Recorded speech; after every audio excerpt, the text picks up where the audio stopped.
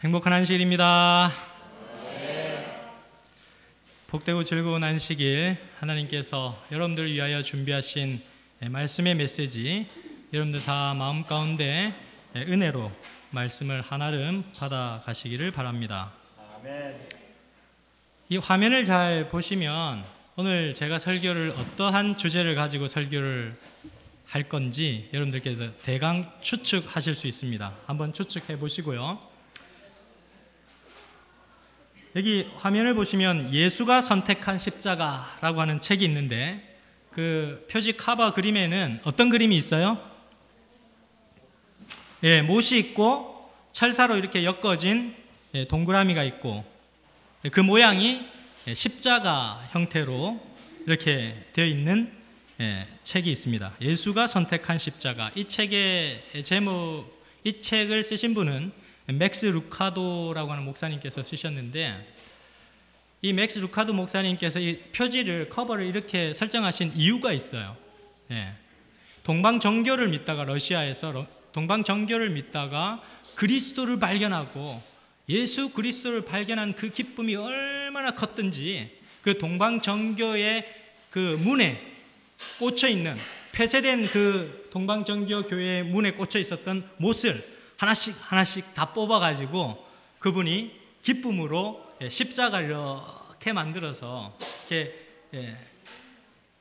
철사로, 가시 면류관을 쓰셨던 예수님을 생각하면서 철사로 이렇게 면류관을 만들어가지고 이걸 가져와서 그 맥스 루카도 목사님의 사무실에 그것을 갖다 놓은 거예요. 그리고선 짤막한 이 메모 용지와 함께 동방정교로 이렇게 살다가 예수 그리스도를 발견한 기쁨이 너무 커서 이 기쁨을 목사님께 전달하기 위하여 이 메모지를 남기고 갑니다. 그렇게 썼습니다. 저는 오늘 거룩한 처소에 박힌 못이라고 하는 제목으로 하나님의 말씀을 증거하도록 하겠습니다. 다 같이 에스라 9장 8절에 있는 말씀을 보시겠습니다. 구약성경 에스라 9장 8절에 있는 말씀입니다. 이제 우리 하나님 여호와께서 우리에게 잠깐 은혜를 베푸사 얼마를 남겨두어 피하게 하신 우리를 그 거룩한 처소에 박힌 못과 같게 하시고 우리 눈을 밝히사 우리로 종노릇 하는 중에서 조금 소성하게 하셨나이다. 이 성경절 말씀이 한 번에 딱 안 들어오시는 분 계시죠? 좀 더 쉬운 성경으로 제가 다시 한 번 더 되풀이해서 읽도록 하겠습니다. 하지만 우리 하나님 여호와께서 우리에게 자비를 베풀어 주셨으므로 우리 가운데 몇몇은 포로 생활을 마치고 이곳으로 돌아오게 되었습니다. 이것은 여호와의 거룩한 곳에서 잠시나마 우리가 안전하게 살 수 있도록 해주신 것입니다. 우리 하나님께서는 우리에게 소망을 주셨고 노예 생활로부터 얼마 동안 안식을 얻게 해 주셨습니다. 조금 이해가 조금 쉽습니다. 대충 뭔가 포로 생활 했다가 뭔가 이렇게 해방되는 기쁨을 이스라엘 백성들이 누리고 있구나 하는 어떤 감이 오죠. 그 정도 여러분들께서 이해하시면 되겠습니다. 이 말씀을 이해하기 앞서서 이스라엘 백성들의 바벨론 포로 유수기를 여러분들께서 한번 살펴볼 필요가 있는데요. BC 605년에 이스라엘 백성이 하나님께서 말씀하신 그 말씀의 언약의 뜻대로 다니엘과 세 친구가 끌려감으로 인하여 제1차 포로 유수기가 시작됩니다. BC 597년에는 제2차 포로기가 시작이 되는데 이때 함께 끌려갔던 사람 중 하나가 에스겔이라고 하는 선지자입니다.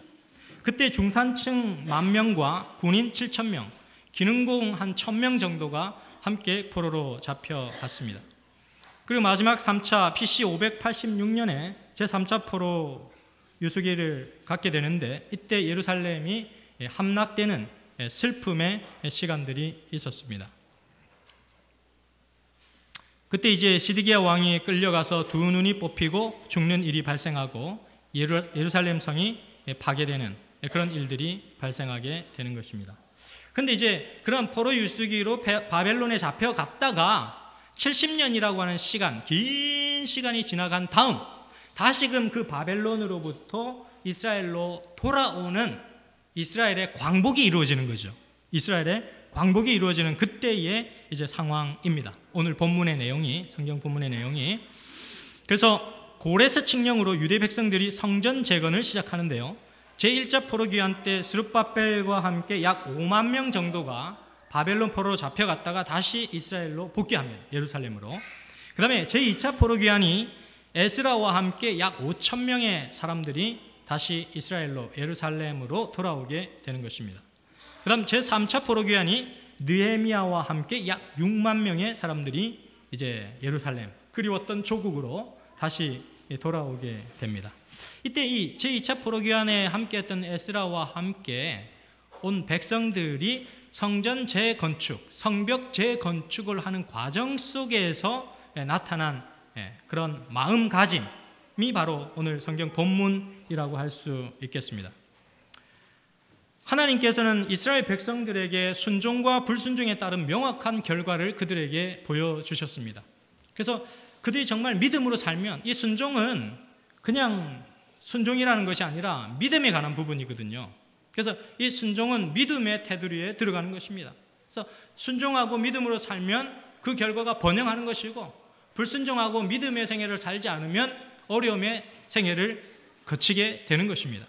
명확한 결과를 하나님께서는 주셨는데요. 오늘날 현대 교회의 모습도 마찬가지라고 생각을 합니다. 그리스도인의 의식이 하나님 중심으로 작동되지 못하기 때문에 발생하는 일들이 매우 많다고 하는 것이죠. 노벨 문학상을 수상한 러시아의 문호 솔제니치는 50년간 러시아 혁명사를 연구한 끝에 다음과 같은 결론을 내렸습니다. 만약 6천만 러시아인의 생명을 삼킨 무서운 혁명이 왜 일어났는지 내게 설명해 보라고 한다면 나는 사람들이 하나님을 잊어버렸기 때문이라고 되풀이하는 것 외에 다른 답변을 할 수 없을 것이다. 그렇게 얘기했습니다. 러시아에 그렇게 많은 교회가 있었음에도 불구하고 왜 그들이 하나님을 잊어버렸는가? 라고 하는 질문에 대하여 예수님을 먼저 믿은 사람들이 하나님 없는 것처럼 행동하며 살았기 때문이다 라고 하는 것입니다. 그러자 교회 밖에 있던 많은 사람들도 하나님을 잊어버린 것입니다. 마침내 그 사회와 나라가 하나님을 모두 잊어버리게 되는 일들의 결과가 나타나게 된 것입니다. 이스라엘도 마찬가지였어요. 이스라엘도 자주 하나님을 잊어버렸어요.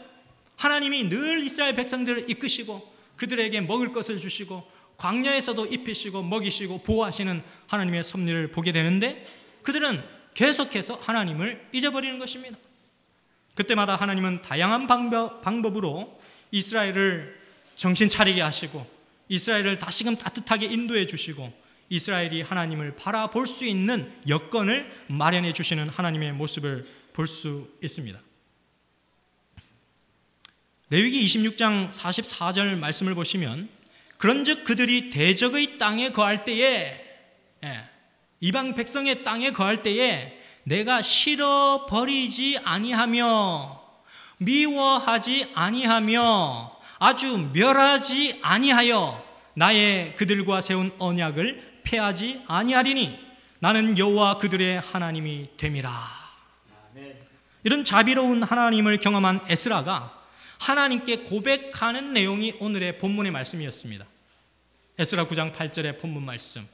나로 하여금 거룩한 처소에 박힌 못이 되게 해주십시오 라고 하는 그런 간증과 탄식이 흘러나오는 것입니다. 이스라엘이 그분을 배반했는데, 이스라엘이 그분을 미워했는데, 이스라엘이 그분을 십자가에 못 박았는데 하나님은 그들을 버리지 아니하시고 그들을 다시 찾아주셨다는 것입니다. 그들이 생각했던 것과는 전혀 다른 하나님의 모습을 발견하는 것입니다. 자기들은 두려웠고 자기들은 죄를 지었고 자기들은 하나님 품으로 돌아갈 수 없는 존재라고 생각했는데 70년의 기간이 지나자 하나님께서 그들을 환영하시고 하나님께서 그들을 이스라엘의 품에, 예루살렘의 품에 그들을 꽉 안으시는 하나님의 성품을 발견한 것입니다. 하나님 너무너무 감사합니다. 이 죄 많은 저를 용서해 주시고 성전 재건을 위하여 남은 무리로 구별해 주셨으니 참으로 감사합니다. 저희를 성소에 박힌 못과 같이 되게 해 주십시오. 하나님께 그런 기도를 드리는 것입니다. 에스라가 얼마나 기뻤을까요? 예루살렘에 돌아왔는데 다 무너졌던 그 폐허가 됐던 예루살렘에 다시금 하나님께서 거룩한 성소를 지으시고 그 성소에 나로 하여금 하나의 박힌 못이 되게 해 주시리라고 하는 그러한 열정과 열망, 소원이 에스라의 마음속에 담겨져 있는 것입니다. 다시 한번 우리 성경 본문을 보도록 하겠습니다. 자, 같이 한번 읽어보도록 하겠습니다. 시작. 이제 우리 하나님 여호와께서 우리에게 잠깐 은혜를 베푸사 얼마를 남겨두어 피하게 하신 우리를 그 거룩한 처소에 박힌 못과 같게 하시고 우리 눈을 밝히사 우리로 종노릇하는 종에서 조금 소성하게 하셨나이다. 아멘. 에스라가 바라본 그 성소에 박힌 못은 첫째, 성소에서 사용되기 전에 오랫동안 대장간에서 다듬어졌습니다. 그 못은 대장간에서 뜨거운 불에 달구어져야만 했고 강철로 각각의 굵기에 따라 절단이 되어지기도 했고 망치로 오랫동안 두들겨서 만드는 것이고요. 못끝을 날카롭게 하기 위해서 대장장이들이 날마다 날끝을 갈아야만 했던, 그래서 그 못은, 성소에 박혀진 그 못은 오랜 시간 대장간에서 다듬어지고 또 다듬어져서 대장장이의 손에서 다듬어져서 마침내 성소에 박혀지는 하나의 못이 된 것입니다. 전도서 10장 10절의 말씀에 보게 되면 무딘 철 연장 나를 갈지 아니하면 힘이 더 드느니라. 오직 지혜는 성공하기에 유익하니라. 전도서 10장 10절 말씀에 그렇게 기록을 하고 있습니다. 하나님은 사람을 사용하실 때도 마찬가지입니다. 연장을 사용하실 때도 잘 다듬어서, 대장장이신 하나님께서 잘 다듬어서 쓰시지만 사람을 사용하실 때에도 하나님을 다듬는 과정을 거칩니다. 그 사람을 잘 갖추어서 준비된 채로 하나님께서 그 사람을 사용하시는 모습을 볼 수가 있습니다. 사랑하는 성도 여러분, 정말 에스라처럼 하나님께 기도하게 되시기를 바랍니다. 하나님, 당신의 손에 잘 다듬어지는 못이 되게 해주십시오. 당신의 망치질로 저를 계속해서 두들겨 주셔서 당신이 원하는 모양새, 당신이 모양을 원하시는 쓰임새로 제가 쓰임받을 수 있게 도와주십시오 하고 기도해야 합니다. 사도행적 575페이지는 이렇게 기록을 합니다. 가장 어두운 시간에 하나님 안에서 쉬고 아무리 혹독하게 시련을 당하고 폭풍이 요동할지라도 우리 아버지께서 키를 잡고 계심을 느끼는 것은 믿음의 역사이다. 혹시 여러분 살아가시면서 인생의 혹독한 시련을 맞이하고 계시는 분이 계십니까? 앞이 캄캄할 정도로 어려운 상황에 처해 있다고 생각하시는 분 계십니까? 대장장이이신 주님께서 여러분을 다듬고 계시는 과정이라는 사실을 기억하게 되시기를 간절히 바랍니다. 베드로전서 1장 7절 말씀에는 이렇게 기록합니다. 이 시험들은 여러분의 믿음이 얼마나 강하고 순수한지 알아보기 위한 것일 뿐입니다. 순수한 믿음은 금보다도 훨씬 귀합니다. 금은 불에 의해 단련되기는 하지만 시간이 흐르면 닳아 없어지고 마는 것입니다.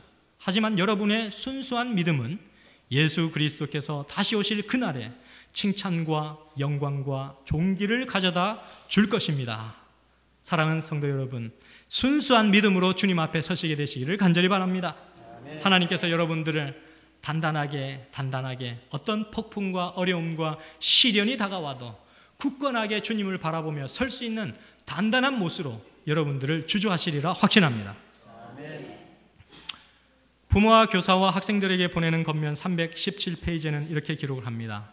만약 저들이 어려운 역경 가운데서 믿음으로 주님을 바라본다면 주님께서는 시련의 도가니에서 불의 연단한 금처럼 세련되고 순결하여진 인격을 얻게 하실 것이다. 성소에 잘 박힌 못은 에스라 시대에는 그 당시에 이스라엘 백성들을 상징했습니다. 지금 이 시대에는 여러분과 저를 상징하기도 합니다.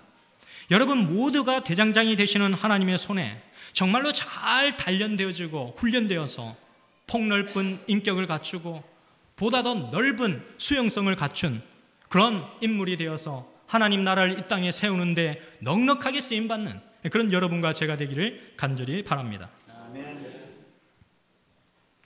두 번째 본문이 주는 메시지는 그 못은 소리 없이 성소에 박혔다는 것입니다. 성소에 박혀진 그 못은 소리가 없었어요. 참 희한하죠? 어떻게 소리 없이 건축하는 일을 할 수 있을까? 건축하는 일은 뚝딱뚝딱 소리가 나야 되는데 소리 없이 성전이 건축되어지는 일들이 일어날 수 있었을까? 열왕기상 6장 7절의 말씀을 봅니다.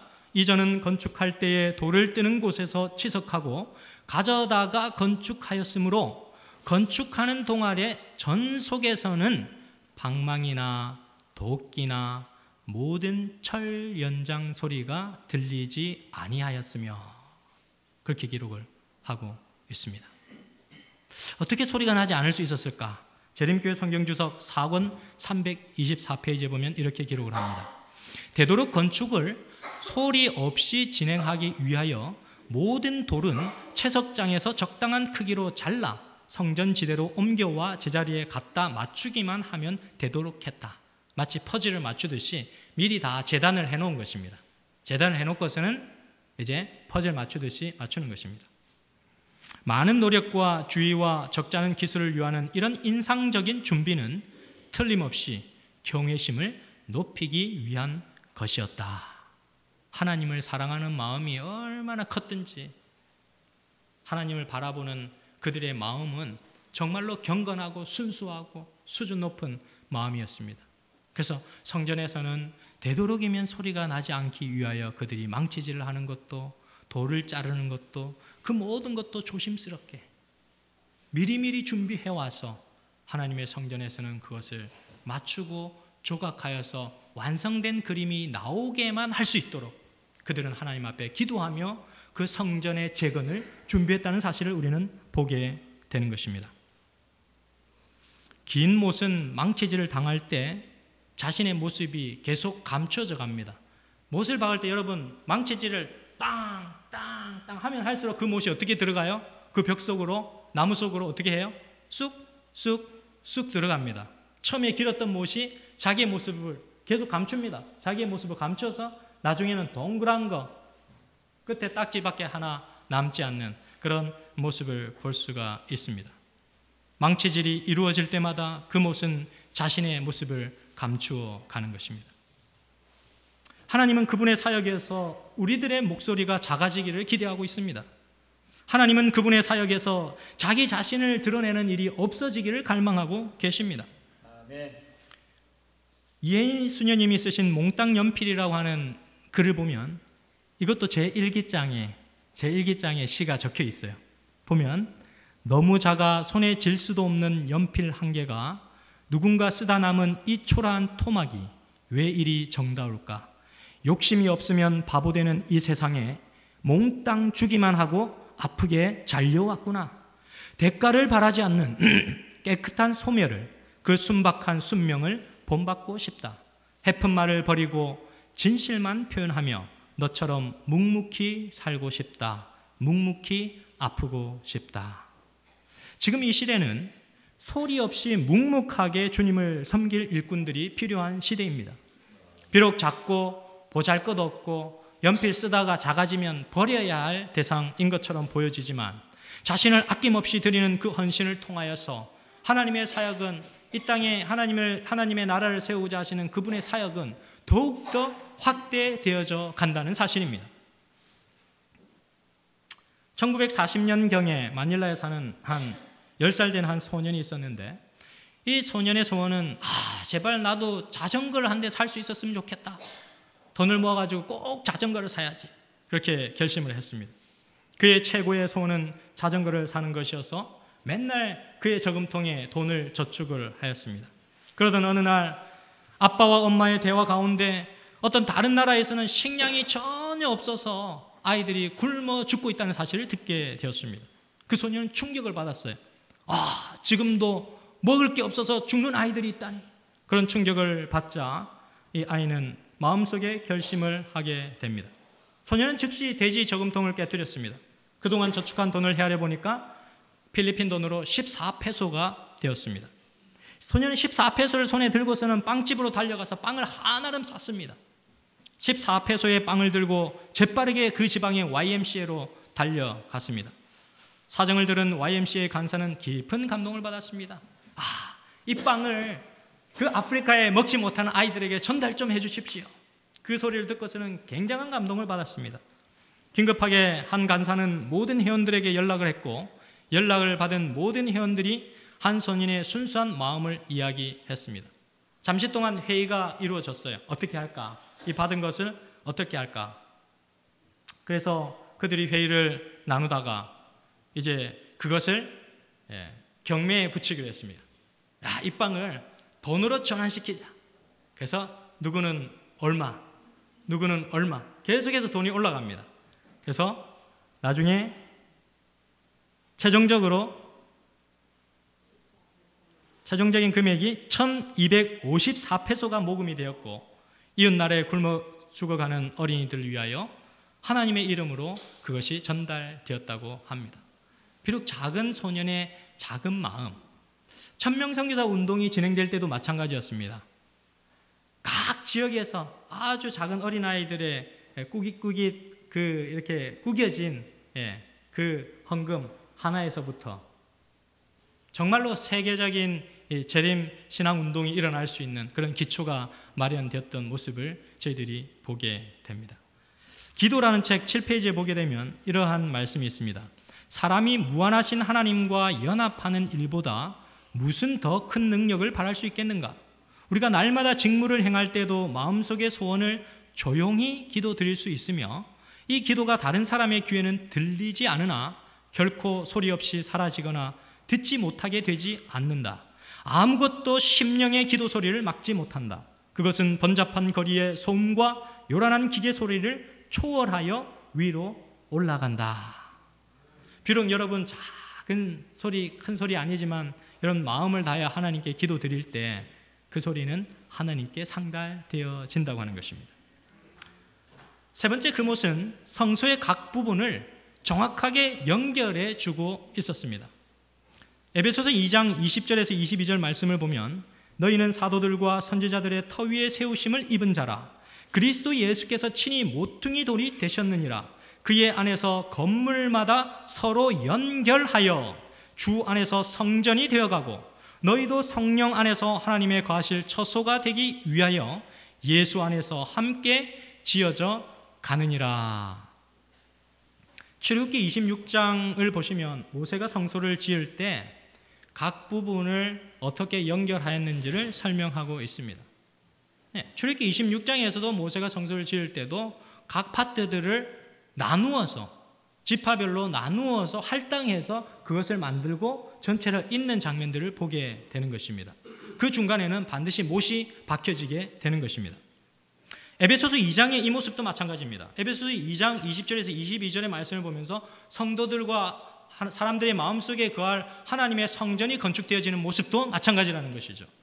그런 마음으로 서로가 서로를 향하여 연결되어지는 모습을 보고 있는 것입니다. 못은 각 부분을 연결하기 위하여 그 자리에 망치질을 하는 대상으로부터 그 자리에 박힌 그 자리에 있기만 하면 되는 것입니다. 서로를 연결해 주는 것은 하나님의 역할인 것입니다. 전체의 그림을, 성소의 전체의 그림을 그리시는 분은 하나님께서 그 그림을 그리시는 것입니다. 연결된 것의 힘이 얼마나 큰지를 보여주는 것을 제가 아침 기도력을 통해서도 발견하게 되었는데요. 요즘 아침 기도력이 참 좋은데 특히 어린이 기도력도 참 좋아요. 여러분 한번 읽어보시면 좋은데 4월 7일 목요일 날 그 어린이 기도력에 보니까 그 까치가 집을 짓는데 그 나뭇가지 하나를 아주 작고 연약한 나뭇가지 하나를 탁 주워다가 탁 놓고 또 주워다가 탁 놓고 그것이 겹겹이 쌓여가지고 마침내 이제 까치 둥지가 되는 것이죠.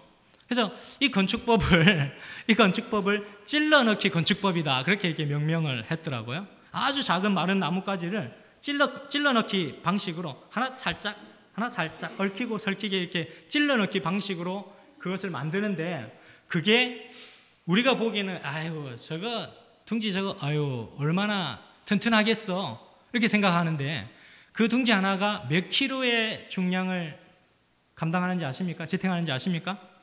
약 80kg, 약 80kg을 까치 둥지가 지탱을 해낸대요. 저희들이 보기에는 굉장히 작고 비바람이 치면 그냥 무너져 버릴 것처럼 보이지만 80kg의 중량을 견디어 낸다고 하는 것입니다. 여러분들이 보시는 이 에펠탑은 1889년에 프랑스 혁명 100주년 기념으로 건설된 건축물입니다. 그 건축을 한 사람의 이름이 구스타브 에펠이라고 하는 사람이 지었기 때문에 이름을 에펠탑이라고 명명하였습니다. 이 높이가 320m에 달하는 큰 높이, 그리고 127년이라는 세월이 다 흘러갔습니다. 이 건축물이 지어진 지, 이 에펠탑이 지어진 지 127년이 지났는데도 굉장히 건재한 모습으로 서 있는 모습을 봅니다. 세계 각지로부터 오는 관광객들로부터 각광을 받고 있는 그러한 장소이기도 합니다. 수많은 폭풍우가 지나갔지만 이 에펠탑이 너무 건재하게 서 있는 모습을 보고 과학자들이 연구를 하기 시작했어요. 그래서 이 전 교육부 장관이었던 서울대 교육학과 교수 문용린 교수가 어떻게 127년이 넘는 이 기간들의 세월을 저 에펠탑이 견딜 수 있었을까라고 하는 의문에 대하여 이렇게 설명을 합니다. 에펠탑이 저렇게 의연히 서 있는 까닭은 엄청난 크기의 강철 빔에 있지 않고 오히려 그들을 연결시켜주는 작은 못에 있다. 에펠탑은 그 엄청난 규모치고는 비교적 단순한 부품으로 조립되었다. 약 6,400톤에 이르는 18,038개의 강철빔과 철판이 주된 부품이다. 이 부품들은 길이 15cm의 작은 강철못 250만 개를 이용해 연결되어 있다. 그렇게 설명을 하고 있습니다. 그래서 그 250만 개의 작은 못을 통하여서 그것들이 세밀하게 연결이 되어 있는 거예요. 우리가 보기에는 거대하다 되어 있지만 그 거대한 강철 빔보다는 작은 못의 연결성에 의하여서 그것이 굉장히 튼튼하고 건실하게 되었다라고 설명을 하고 있습니다. 약 5,000개의 서로 다른 설계 도면에 표시된 목구멍의 위치가 약 5,000개의 서로 다른 설계 도면에 표시되어서 이 도면에서는 한 치의 오차도 없이 그 못들이 정확하게 박혀졌다고 그렇게 설명을 해주고 있습니다. 못은 단단히 박힐수록 그 연결의 힘은 굉장히 강해집니다. 그래서 전도서 12장 11절에는 이렇게 기록합니다. 지혜자의 말씀은 찌르는 채찍 같고 회중의 스승의 말씀은 잘 박힌 못 같으니 다 한 목자에 주신 바니라. 이 말씀을 자세히 여러분들 묵상해 보시면 하나님의 말씀 앞에 여러분 자신을 자주 노출시키게 되시기를 바랍니다. 말씀으로부터 채찍질을 달게 받으실 때 여러분들은 단단한 못으로 성장되어지게 되는 것입니다. 하나님은 여러분들의 생애를 계속해서 고쳐가실 것입니다. 하나님 말씀의 채찍으로 저를 단단하게 만들어 주십시오. 내 자신을 하나님의 말씀 앞에 세우지 않고서는 내 자신을 절대로 똑바로 볼 수가 없어요. 어떤 사람도, 어떤 훌륭한 인물도 하나님의 말씀 앞에 자신을 비추어 보지 못하고서는 자신의 형편과 자신의 현재의 모습을 제대로 발견할 수 없는 것입니다. 질문을 하나 드리겠습니다. 대못 하나가 얼마만큼의 무게를 지탱할 수 있을까요? 벽에 박는 여러분들 대못 하나가 얼마만큼의 무게를 지탱할 수 있을까? 아까 까치집은 얼마만큼의 무게를 지탱한다고 했어요? 80kg를 지탱한다고 했는데 못 하나는, 벽에 박히는 대못 하나는 얼마만큼의 무게를 지탱할 수 있을까? 1.8톤의 무게를 지탱합니다. 못 하나가 1800kg의 중량을 견디어 내는 것입니다. 하나님은 우리를 시시하게 사용하기를 원치 않으십니다. 하나님은 우리가 생각하는 것보다 훨씬 더 크게 우리를 사용하기를 기대하고 계시는 것입니다. 하나님의 손에 제대로 훈련되어서 하나님의 손에 제대로 망치질 당해서 하나님께서 박히시는 그 장소에 제대로 박혀서 하나님의 일꾼이 되기를 간절히 바랍니다. 아멘. 시대소망 668페이지는 이렇게 기록을 합니다. 주님께서는 당신의 백성들이 자신들을 낮게 평가할 때 실망하신다. 그분께서는 당신의 택하신 백성들이 그들에게 매기신 값에 의하여 자신들을 평가하기를 원하신다.